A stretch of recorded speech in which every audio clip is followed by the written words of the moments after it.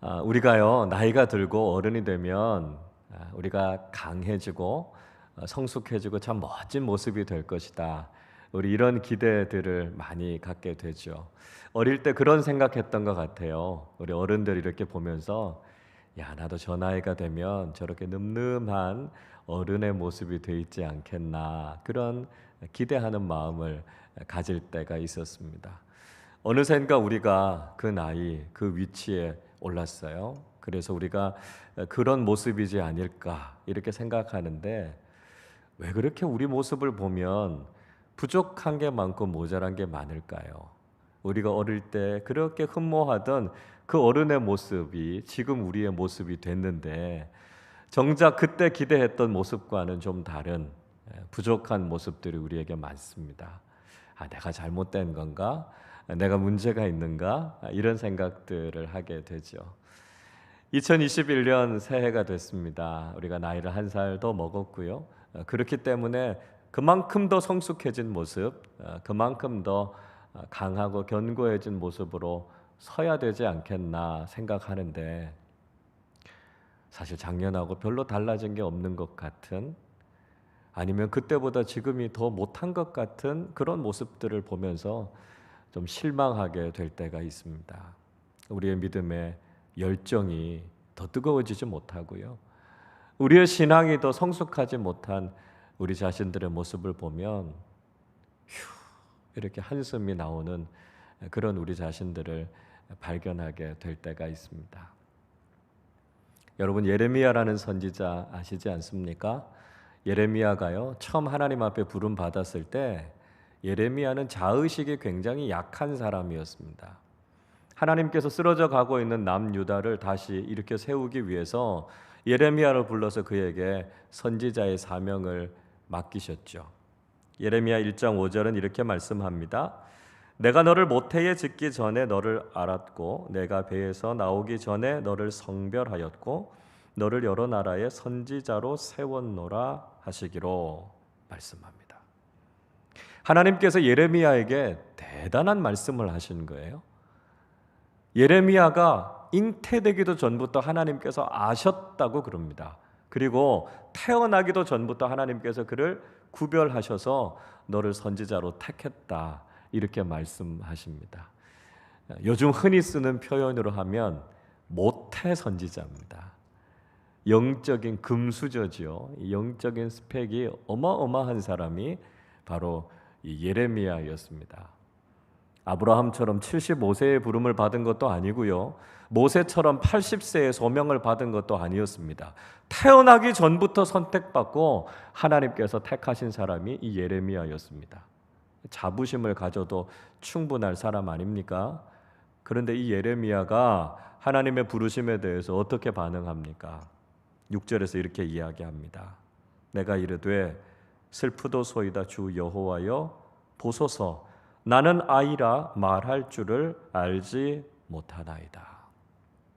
예레미야가 자신은 작은 아이라서 말할 줄도 모른다 이렇게 이야기하고 있습니다.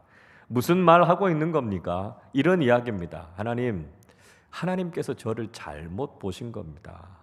저는요 너무너무 어리고 말도 제대로 못해요. 제 앞가름도 못합니다. 그런 제가 무슨 선지자를 합니까? 하나님 저를 선택하신 거 실수하신 겁니다. 예레미야가 한마디로 하나님의 부르심을 거절하고 있습니다. 때로는요 우리의 모습 속에서도 이런 예레미야 같은 모습이 나타나게 될 때가 있다는 거죠. 하나님께서 우리를 향해서 너는 보배롭고 존귀한 하나님의 자녀라고 말씀하십니다. 그때 여러분 하나님께 무엇이라고 말씀하십니까? 아니 제가 어디를 봐서 그렇게 존귀한 존재입니까? 저는 힘도 없고 가진 것도 없고 능력도 없습니다. 그렇게 귀한 존재 아니고요. 하나님께서 맡기실 그런 일 할 만한 사람 아닙니다. 때로는 변명으로, 때로는 불평으로 우리도 불쑥 이런 이야기들 내뱉게 될 때가 있습니다. 개인만 그런 게 아니죠. 교회도 그럴 때가 있습니다. 하나님께서 우리 교회를 향해서 이 시대에 하나님께서 귀하게 사용하실 사명을 주시겠다, 이렇게 우리에게 말씀하세요. 그러면 우리 자신을 볼 때 우리 자신이 너무 작아 보이는 거예요. 하나님, 우리 교회는 그렇게 큰 교회도 아닙니다. 교인들이 그렇게 많은 것도 아니고요. 우리는 그런 위치에 있지도 않습니다. 그냥 우리끼리 모여서 재밌게 신앙생활 잘하고 믿음 생활 잘하라, 그러면 괜찮을 텐데, 하나님께서 우리의 시야를 넓혀서 우리 이웃들을 보라고 하십니다. 선교지 현장들을 보라고 하시고요, 하나님 나라를 위해서 일하라 이렇게 말씀하시면 은근히 부담이 될 수밖에 없는 거죠. 물론 우리도 이런 믿음의 삶 살고 싶습니다. 성경에 나오는 신앙의 위인들처럼, 교회사에 나오는 믿음의 선배들처럼 우리도 정말 멋진 신앙인의 삶을 살고 싶은 소원 우리에게 다 있습니다. 그런데요, 우리 자신을 보니까 자꾸 한숨이 나오는 거예요. 신앙생활 한 지 벌써 20년, 30년이 지났는데 왜 이렇게 모르는 게 많고 부족한 게 많습니까? 주님을 위해서 무엇인가 더 열심히 하고 헌신해야 되는데 우리 자신에게는 부족한 것들만 자꾸 보입니다.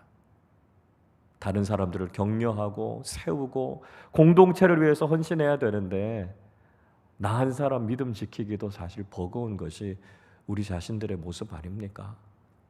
하나님께서 예레미야 부르셨을 때 하나님, 나는 작은 아이예요, 예레미야가 이야기했던 것처럼 그렇게 하나님의 부르심 앞에서 자꾸만 작아지는 우리 자신들의 모습을 보고 있으면 우리도 실망이 될 때가 있습니다.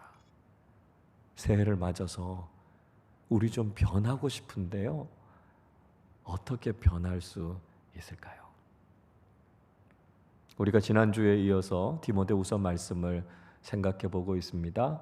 이 디모데후서는 사도 바울이 자신의 인생의 말년에 디모데를 향해서 쓰고 있는 영적인 교훈입니다. 1절에서 바울이 디모데를 향해서 내 아들아 이렇게 부르고 있죠. 디모데가 바울의 친아들 아닙니다. 그렇지만 영적인 아들이지만 친아들 못지않게 너무너무 사랑했던 존재가 바로 이 디모데죠. 바울이 이제 세상 떠날 때가 되니까 사랑하는 디모데에게 꼭 들려주고 싶은 영적인 교훈이 있는 겁니다. 그래서 꼭 이야기해주고 싶은 이 이야기, 유언 같은 이야기 남기고 싶은 거죠.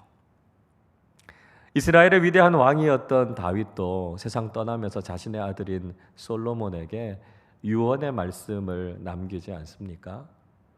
아버지가 보기에는요, 아들들이 늘 유약해 보이고 좀 부족해 보이는 법인가 봅니다. 다윗이 보기에 솔로몬도 그렇게 보였던 것 같아요. 그래서 솔로몬이 잠언 4장 3절에서 이렇게 이야기합니다.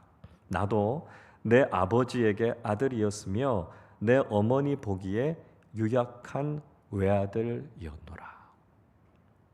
솔로몬이 한 나라의 왕이었는데요, 아버지 어머니가 보니까 그냥 연약한 작은 아들에 불과하더라는 것이죠. 그래서 그 아들인 솔로몬에게 다윗의 세상을 떠나면서 격려해 주고 싶었던 겁니다. 열왕기상 2장 1절 2절에서 이렇게 격려합니다. 다윗이 죽을 날이 임박하매 그의 아들 솔로몬에게 명령하여 이르되 내가 이제 세상 모든 사람이 가는 길로 가게 되었으니 너는 힘써 대장부가 되고.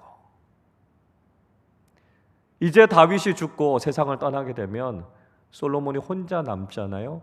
그래서 이제 이스라엘이라고 하는 나라를 이끌어 가야 됩니다. 자신의 부재가 솔로몬에게 얼마나 부담이 될까 하는 것 알고 있었습니다. 그래서 너는 강한 지도자가 돼야 된다, 다윗이 이야기하고 있습니다. 이스라엘의 운명이 솔로몬의 두 어깨에 걸려 있으니까요, 너는 힘써 대장부가 되어서 한 나라를 잘 이끌어가는 왕이 되라 이야기하고 있습니다. 아버지의 눈에 보기에는 유약해 보이는 아들을 향한 염려와 걱정하는 마음, 그리고 그 무거운 사명을 잘 감당해 주기를 당부하는 마음이 이 다윗의 말 속에 잘 담겨져 있죠. 바울도 그런 심정으로 디모데에게 이야기하고 있습니다. 지금 디모데가 해야 되는 여러 가지 상황, 사명들을 생각하니까 안쓰러운 마음이 많았습니다. 디모데는 아주 젊은 목사였고요. 바울을 뒤이어서 에베소 교회를 담임해야 되는 그런 상황에 있었습니다. 디모데의 어린 나이 때문에 영적인 권위에 도전하는 사람들이 있었던 것 같습니다. 디모데전서 4장 12절이 이렇게 말씀하죠. 누구든지 내 연소함을 업신여기지 못하게 하고 오직 말과 행실과 사랑과 믿음과 정절에 있어서 믿는 자에게 본이 되어 이야기합니다. 바울은 디모데에게 그의 연소함을 업신여기지 못하게 하라 이렇게 이야기하고 있습니다. 이 말을 잘 곱씹어 보면 디모데가 어린 나이에 영적인 지도자가 됐기 때문에 잘 따르지 않는 사람들이 있었던 것 같습니다. 그래서 그 연소함을 업신여기지 못하도록 성숙한 리더로서 교회를 이끌어가라 이렇게 부탁하고 있는 것이죠. 가끔 우리 교우들 중에 우리 교역자들의 나이를 저한테 여쭤보시는 분들이 있어요. 사랑하는 마음에 또 관심이 많으셔서 저한테 물어보시겠지만 제가 우리 교역자들 나이 잘 알려드리지 않습니다. 우리 교역자들 나이 알려드리는 거 청기누설입니다. 제가 이렇게 웃으면서 말씀을 잘 안 해드려요. 한국 사회가 나이를 중시하는 사회다 보니까 나이가 어리다라고 하는 것이 권위를 가지는 데 있어서 사실 걸림돌이 되는 경우들이 참 많은 것들을 우리가 보게 되죠. 디모데가 처해 있는 상황이 이런 상황이었습니다. 또 디모데는 건강이 별로 좋지 않았습니다. 디모데에게는요 만성적인 위장병이 있었어요. 디모데전서 5장 23절이 이렇게 말씀합니다. 이제부터는 물만 마시지 말고 내 위장과 자주 나는 병을 위하여 포도주를 조금씩 쓰라 이야기합니다. 아마도 디모데가 만성 위염이나 위궤양 같은 게 있었던 것 같아요. 속썩이는 교인들이 많아서 그랬을까요? 하면서 막 스트레스를 많이 받았는지 음식을 먹으면 잘 소화가 안 되는 거예요. 잘 체하고 속이 자꾸 쓰리고 위장병이 나고 그러니까 바울이 이제 물만 마시지 말고 포도주도 좀 쓰라 이렇게 민간요법을 이야기해주고 있습니다. 건강이 참 약한 이 디모데를 보면서 바울이 걱정하고 있는 것이죠. 자, 이런 어리고 연약한 가운데 있었던 디모데를 향해서 바울이 오늘 이 충고의 말씀을 해주고 있습니다. 그동안은요 바울이 영적인 멘토가 돼서 디모데에게 충고도 해주었습니다. 그리고 에베소 교인들에게 권유안의 말씀도 해주었습니다. 그런데 이제 바울이 세상 떠나고 나면 누가 그 이야기 해주겠습니까? 디모데가 혼자서 그 역할들을 다 해야 되는 상황이 되는 거죠. 그래서 디모데가 에베소 교회를 잘 이끌어 갈 수 있도록 영적인 비결을 좀 알려줘야 되겠다. 바울이 그런 생각이 들었던 겁니다. 그래서 오늘 1절에서 이렇게 말씀하지요. 내 아들아, 그러므로 너는 그리스도 예수 안에 있는 은혜 가운데서 강하고 이렇게 이야기합니다. 바울은 디모데에게 그리스도 예수 안에 있는 은혜 가운데 있으라 이야기합니다. 하나님께서 맡겨주시는 사명은 은혜로만 감당할 수 있다는 거죠. 예수님께서 주시는 은혜, 그 은혜를 경험해야 영적인 지도자로서의 사명을 감당할 수 있다는 것입니다. 주님 주시는 그 은혜 있어야 그리스도인답게 사명자답게 살 수 있다라고 하는 것을 이야기해 주고 있는 것이죠. 여러분, 그런데 우리가 간혹 은혜라고 이야기하면 오해할 때가 있습니다. 은혜 가운데 산다 이렇게 이야기하면 이런 생각들을 해요. 아, 은혜 하나님이 다 알아서 하시니까 나는 아무것도 안 해도 되겠네. 나는 그냥 아무렇게나 해도 되겠네.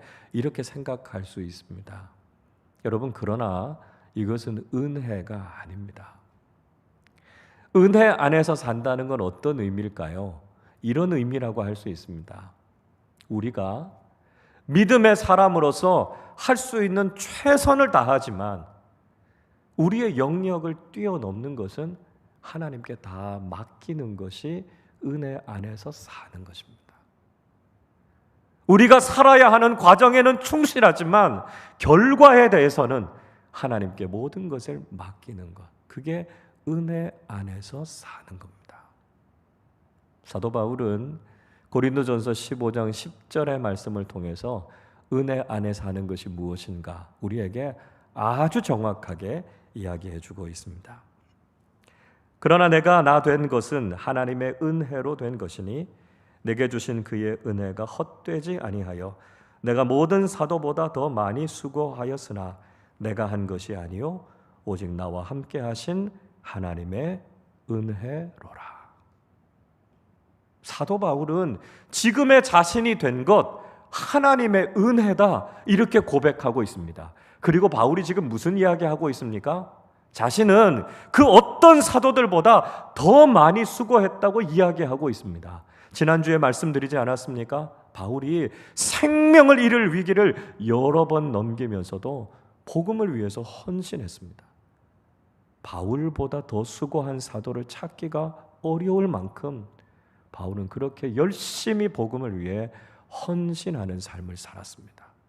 그러나 바울은 하나님의 은혜가 헛되지 않게 하기 위해서 내가 한 것이 아니라 하나님이 하신 것이다 고백하고 있습니다. 그렇게 많이 수고했지만, 그렇게 많이 헌신했지만 내가 한 것이 아니라 주님이 하신 것입니다 고백한 것이죠. 여러분, 이것이 은혜 안에 살아가는 것입니다. 여러분, 올 한 해 은혜 안에서 살아가는 여러분 모두가 되실 수 있기를 바랍니다. 은혜 안에서 산다는 것은요, 주님을 위해서 충성을 하고 최선을 다하는 삶을 사는 것입니다. 은혜 안에 사는 사람들 절대로 대충 살지 않습니다. 여러분, 은혜에 대한 가장 잘못된 이해는요, 그냥 적당히 대충 해놓고 그 은혜롭게 합시다 이렇게 이야기하는 겁니다. 여러분, 성경은 단 한 번도 은혜에 대해서 이렇게 말한 적이 없습니다. 여러분, 하나님의 은혜가 우리에게 어떻게 주어지게 됐습니까? 예수 그리스도께서 우리를 살리시기 위해서 십자가 위에서 물과 피를 다 쏟으시는 그 희생을 통해 우리에게 주신 것이 하나님의 은혜입니다. 우리가 이 은혜를 받았는데 어떻게 우리가 대충 살 수 있습니까? 은혜가 우리에게 이렇게 주어졌다는 것을 아는 사람들은 결코 함부로 살아갈 수 없습니다. 은혜에 합당하게 살아간다는 것은요, 우리의 진액을 다 쏟아놓고 주님을 위해 헌신하는 삶을 사는 것입니다.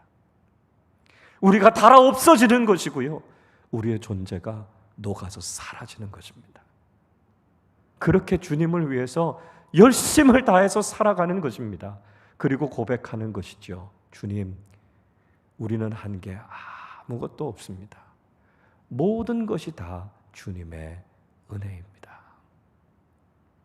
여러분, 올 한 해의 삶을 살아가는 동안 은혜에 합당한 믿음의 사람들 되실 수 있기를 바랍니다. 우리가 주님을 위해서 헌신하고 열심을 다해 살아가지만 내가 한 것이 아니라 주님께서 하셨음을 고백하며 살아가는 우리 모두가 되실 수 있기를 바랍니다. 바울은 계속해서 디모데에게 그리스도 예수 안에 있는 은혜 가운데서 강하라 이렇게 이야기하고 있습니다. 그리스도의 은혜 안에 있으면 강해지게 된다는 것이죠. 우리가 예수님의 은혜를 경험하게 되면 한없이 강해진다는 것입니다. 그래서 바울은 지금 디모데에게 강한 영적인 리더로서 공동체를 이끌어가라 이야기하고 있습니다. 앞에서 말씀드렸던 것처럼 디모데는 어리고 유약한 사람이었습니다. 건강도 그렇게 좋지 못한 사람이었습니다. 인간적으로 볼 때 디모데는 결코 강한 사람이 아니었습니다. 오늘 본문에서 강하고라고 하는 헬라어 단어 디나모오라고 하는 말은 권능을 부여하다, 힘을 주다라는 뜻입니다. 그러니까 디모데가 스스로 자신의 힘을 길러서 강해지는 것이 아니고요. 누군가가 디모데에게 힘을 부여해 주어서 디모데가 강해진 것입니다. 누가 그렇게 했겠습니까? 그렇죠. 예수 그리스도께서 그렇게 하셨습니다. 디모데는 참 어리고 연약한 존재지만 주님께서 은혜를 주시고 능력을 부여해 주시면 주님 안에서 한없이 강해질 수 있다는 것이죠. 여러분, 우리 인간은 연약합니다. 그러나 우리가 은혜 안에 있으면 세상이 감당할 수 없는 강한 그리스도인이 되는 것이죠. 질병과 고난 이겨낼 수 있습니다. 세상의 위협과 공격 두렵지 않습니다. 우리를 공격해오는 악한 세력들과 맞서 싸워 능히 이길 수 있는 능력이 바로 하나님의 은혜 안에 있다는 것이죠. 우리 흔히 이런 이야기 하죠.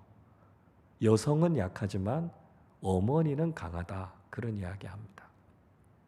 요즘 이 말 생각해 보니까요, 틀린 것 같다 이런 생각이 듭니다. 왜냐하면 요즘 보니까 남자들이 더 약한 것 같아요. 저도 남자지만 남자들이 마음도 더 약하고요, 의지도 더 약하고요, 드라마나 영화 보면 우는 남자들이 더 많은 것 같아요. 여러분, 중요한 건 남자든 여자든 인간이 겉으로 보기에는 강해 보이는 것 같지만 인간은 약한 겁니다. 그런데 어머니는 강합니다. 왜 그렇습니까? 자녀에 대한 사랑이 있기 때문이죠. 책임감이 있기 때문입니다. 여성이 가지고 있는 힘은 작고 약하지만 인간적으로, 객관적으로는 이해할 수 없고 설명할 수 없는 그 엄청난 힘이 어머니에게는 있다는 것을 보게 됩니다.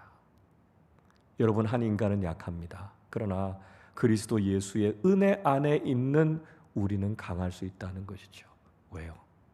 그 안에 주님의 사랑이 있기 때문입니다.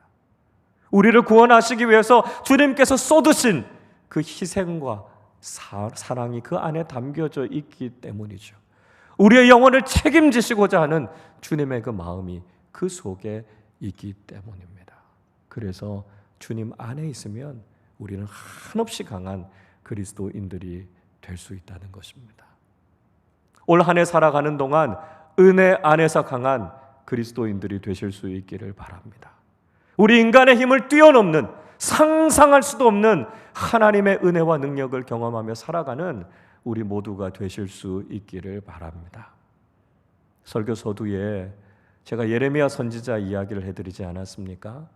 참 어리고 자의식도 약한 예레미야에게 하나님께서 놀라운 약속을 주셨습니다. 예레미야 1장 9절 10절은 이렇게 말씀합니다. 여호와께서 그의 손을 내밀어 내 입에 대시며 여호와께서 내게 이르시되 보라, 내가 내 말을 내 입에 두었노라. 보라, 내가 오늘 너를 여러 나라와 여러 왕국 위에 세워 내가 그것들을 뽑고 파괴하며 파멸하고 넘어뜨리며 건설하고 심게 하였느니라 하시니라. 하나님께서 예레미야의 입에 하나님의 말씀을 담아주셨습니다. 예레미야가 자신의 지식과 경험을 가지고 선지자의 사명을 감당하는 것이 아니고요, 하나님의 은혜와 능력으로 그 일을 감당한다는 것입니다. 하나님께서 그를 여러 나라와 왕국 위에 세워주시겠다고 말씀하셨습니다. 그의 예언의 한마디에 나라가 세워지기도 하고 무너지기도 하고요, 나라가 심겨지기도 하고 뽑히기도 한다는 것입니다. 하나님이 주신 은혜 안에, 하나님이 주시는 능력 안에 온 세상을 움직이는 놀라운 능력과 강함이 예레미야에게 있게 될 것이다 약속해 주셨습니다. 여러분, 우리는 약합니다. 그러나 하나님의 은혜 안에 있는 우리는 한없이 강합니다. 우리가 하나님의 은혜 안에서 살아가기만 하면 우리 자신의 인생을 세울 뿐만 아니라 다른 사람과 온 세상을 세우고 이끌어가는 하나님의 일꾼들이 될 수 있다는 것이죠. 하나님의 약속의 말씀 안에서 은혜 안에 강한 그리스도인들이 되실 수 있기를 바랍니다. 바울은 이렇게 디모데에게 은혜 안에서 강할 것을 권면했습니다. 그리고 또 한 가지 부탁의 말을 하고 있지요. 2절 말씀 보십시오. 또 내가 많은 증인 앞에서 내게 들은 바를 충성된 사람들에게 부탁하라. 그들이 또 다른 사람들을 가르칠 수 있으리라.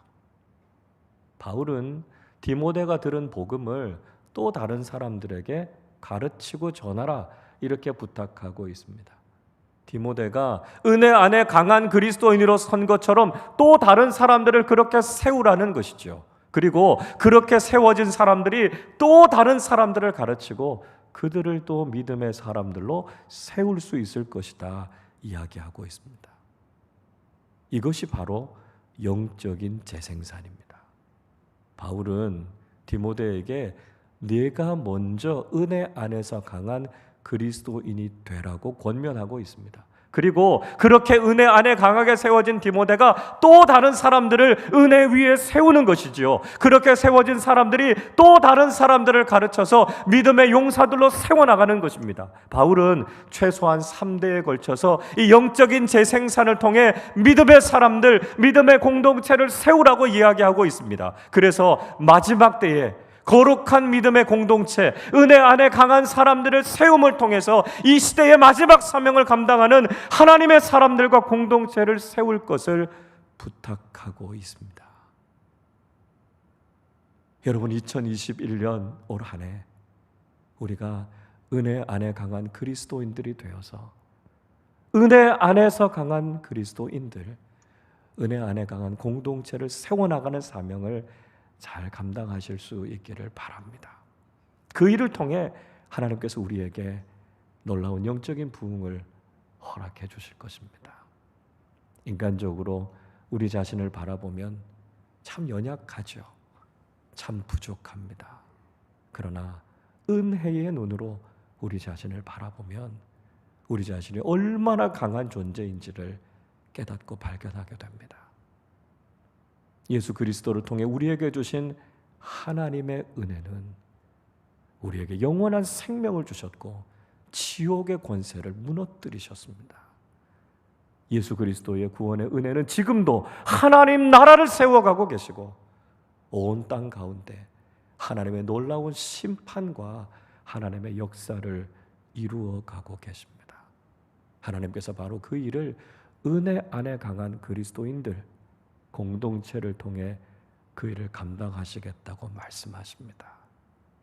우리가 올 한 해 은혜 안에 강한 그리스도인과 교회를 세우고 그 일을 위해 헌신하는 사람들이 되십시다. 작은 교회를 통해 믿음의 사람들을 세우고 교회 학교를 통해 다음 세대들을 세워나가십시다.